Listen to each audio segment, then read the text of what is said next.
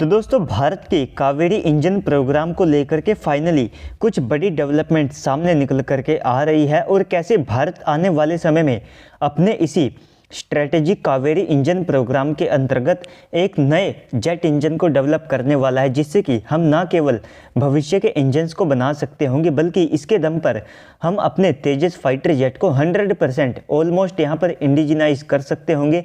क्योंकि सबसे पहले हमारे जो तेजस MK1A स्टैंडर्ड के फाइटर जेट है तो इसमें भारत ने मैक्सिमम जो कंपोनेंट्स है तो ये खुद के इस्तेमाल किए हैं। इसके बाद में जो एक जेट इंजन है जिसको हम अमेरिकन ओरिजिन का इस्तेमाल करते हैं जो कि GE F404 इंजन्स है, तो इनको भी भारत अपने कावेरी इंजन प्रोग्राम की मदद से यहाँ पर रिप्लेस कर सकता है।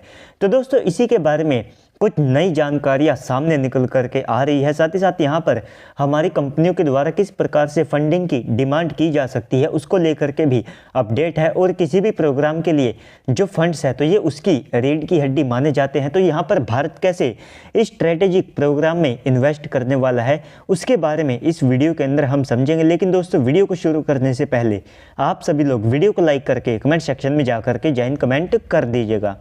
तो दोस्तों सबसे पहले हम अपने ड्राई कावेरी इंजन के बारे में बात कर लेते हैं, क्योंकि ये आप सब लोग कह सकते हैं कि इसका बेसलाइन वेरिएंट है और इसी के आधार पर आने वाले समय में भारत अपने फुल स्केल के आफ्टर बर्नर सेक्शन वाले जेट इंजन को डेवलप कर पाएगा। तो इसको लेकर के डेवलपमेंट ये है कि सबसे पहले इस साल के अंत तक या फिर 2025 की जो शुरुआत है तो वहाँ तक इसको फाइनली सर्टिफाई कर दिया जाएगा। इस इंजन का जो सर्टिफिकेशन प्रोसेस है वो यहाँ पर कंप्लीट कर लिया जाएगा, जिसके बाद में इसका जो इस्तेमाल है वो ना केवल जो अलग अलग एप्लीकेशंस है वहाँ पर किया जा सकता होगा बल्कि हम जिस घातक UCAV को बना रहे हैं तो फाइनली उसके लिए इस इंजन को यहाँ पर सर्टिफाई कर दिया जाएगा। तो सबसे पहले अगर आप इस इंजन की बात करते हैं तो इसकी जो थ्रस्ट है वो भारत ने यहाँ पर एक्सपेक्ट की थी कि लगभग 45 किलोन्यूटन के आसपास की आएगी। लेकिन दोस्तों ये जो जेट इंजन है इसने भारत को और ज़्यादा थ्रस्ट यहाँ पर प्रोवाइड कराई, जितनी एक्सपेक्टेशंस थी उससे ज़्यादा बेटर रिजल्ट को यहाँ पर हमारी GTRE और साथ में इस ड्राई कावेरी इंजन प्रोग्राम ने दिया है। और जल्द ही GTRE को और नए जो मॉड्यूल्स हैं ये मिलना शुरू हो जाएंगे और इस प्रोग्राम में गोदरेज एरोस्पेस भी पार्टिसिपेट कर रही है। इनके द्वारा इसके लिए जो मॉड्यूल सेक्शन है ये यहाँ पर डिलीवर किए जा रहे हैं। तो इसके बाद में यहाँ पर एक और बात इम्पोर्टेंट है कि जल्द ही इस इंजन के जो ट्रायल्स हैं ये कंप्लीट हो जाएंगे। इसके बाद ये एप्लीकेशंस के अंदर लगाया जाने वाला है।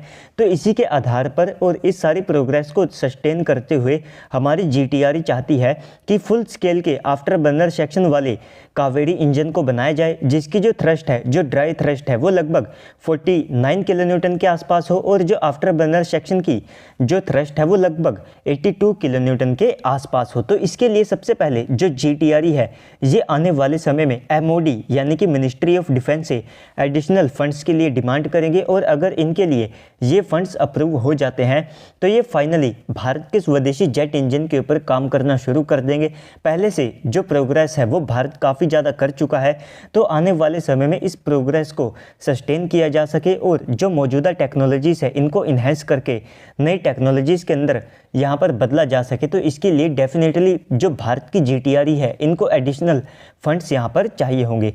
तो इस इंजन की मदद से हम GE के F404 इंजन्स को रिप्लेस कर पाएंगे और भारत आने वाले समय में जैसा कि 200 के आसपास तेजस MK1A स्टैंडर्ड के फाइटर जेट को इस्तेमाल करने वाला है। तो ऐसे में उनका जो मिड लाइफ का अपग्रेड होगा हम चाहे तो वहाँ पर इस इंजन को लगा पाएंगे या फिर अगर हम इसको टाइम से पहले भी डेवलप कर लेते हैं तो हम चाहे तो प्रोडक्शन के बीच में भी इन इंजन्स का इस्तेमाल कर पाएंगे। लेकिन दोस्तों इसके लिए भारत को काफ़ी ज़्यादा अग्रेसिव होना पड़ेगा। हमको टेक्नोलॉजीज़ का जो एक्सेस है वो काफ़ी ज़्यादा तेज करना होगा और अगर इसमें सपोर्ट की आवश्यकता हमको पड़ी तो उसमें इस केस में हमको फ्रांस या फिर USA से भी जो सपोर्ट है वो लेनी पड़ सकती है। लेकिन इस प्रोग्राम के बाद में हमारी USA के ऊपर जो जेट इंजन्स को लेकर के निर्भरता है वो ऑलमोस्ट ख़त्म हो जाएगी अगर इस प्रोग्राम को हम सफलतापूर्वक एग्जीक्यूट कर लेते हैं। तो दोस्तों ओवरऑल इस पूरी वीडियो के बाद में अब आप सबको क्या लगता है कमेंट सेक्शन में बताइएगा। और जैसा कि ड्राई कावेरी इंजन प्रोग्राम को हम अपने घातक के अंदर इस्तेमाल करने वाले हैं तो क्या तेजस के लिए भी इसके फुल स्केल के वेरिएंट को बनाना चाहिए या फिर नहीं, इसके बारे में भी आप नीचे कमेंट सेक्शन में मेंशन कीजिएगा। बाकी तो अगर आपको वीडियो अच्छी लगी है तो वीडियो को लाइक कर दीजिएगा। अगर आप चैनल के ऊपर पहली बार आए हैं तो प्लीज़ से चैनल को भी सब्सक्राइब कर दीजिएगा। तो चलिए दोस्तों, आज की इस वीडियो में इतना ही, मिलते हैं अगली वीडियो में, तब तक के लिए गुड बाय, जय हिंद।